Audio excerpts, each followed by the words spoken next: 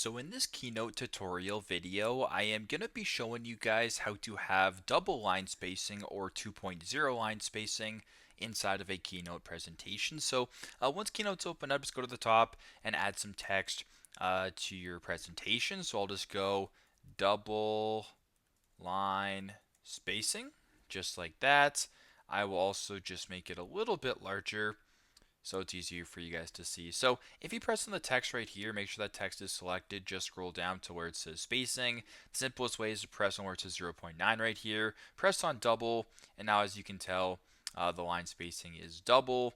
You can also just press on this spacing bar as well and get an exact. So if you want just over double or just under double, it works the exact same way. So very straightforward, very simple. This is how to have double or 2.0 line spacing on a Keynote presentation. Thanks again for watching, and I hope this video helps.